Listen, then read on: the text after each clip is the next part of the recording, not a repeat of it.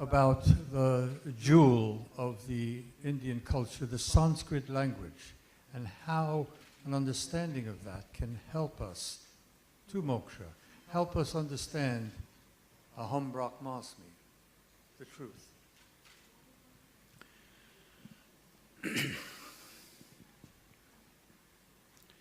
See,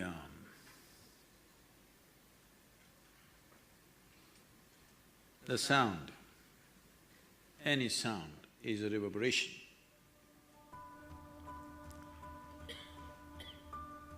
Sound is an existentially real thing.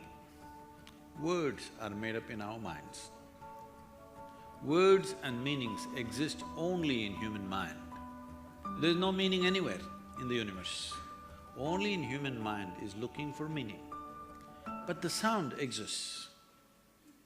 So the significant aspect of Sanskrit language is that probably it is the closest language to describe…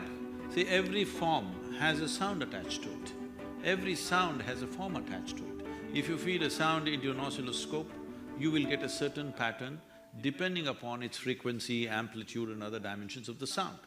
So, every sound has a form attached to it and every form has a sound attached to it. So, the relationship with the form and the sound was probably, I wouldn't say it's perfect, but brought closest in Sanskrit language. That is, if you utter a word in that language, you are relating to the form that you're referring to.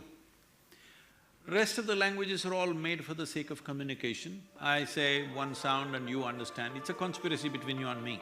Right now, English language is a conspiracy between you and me. I say one sound and you understand this is the word, but you have to learn it.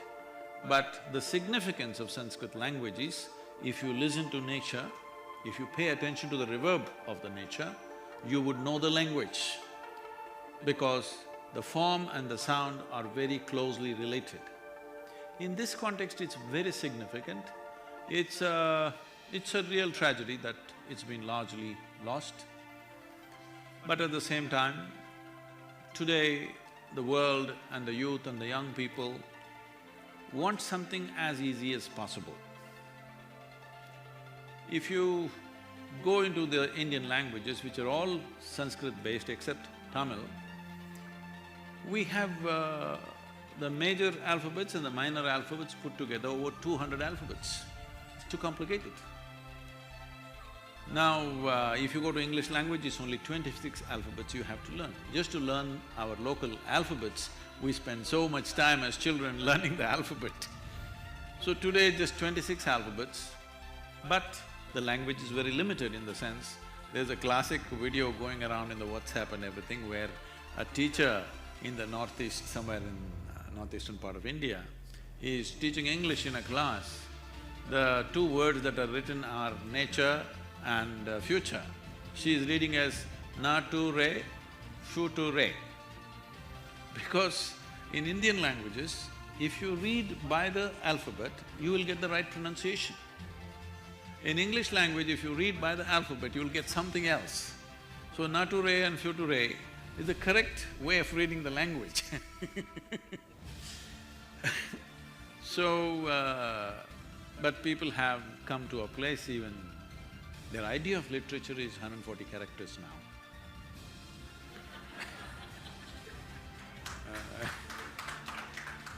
So now bringing back Sanskrit language is a bit of a challenge, but we should not give it up. For those groups of people who are interested, definitely we must keep it on. In our Sanskriti school, all the children converse in Sanskrit language very effortlessly. They can speak to each other in Sanskrit language all the time, and they'll pick it up so easily, young children.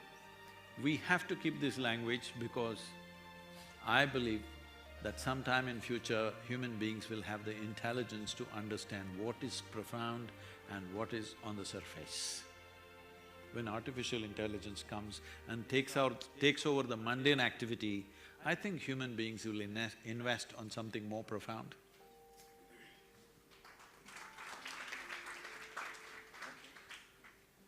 Please take the microphone.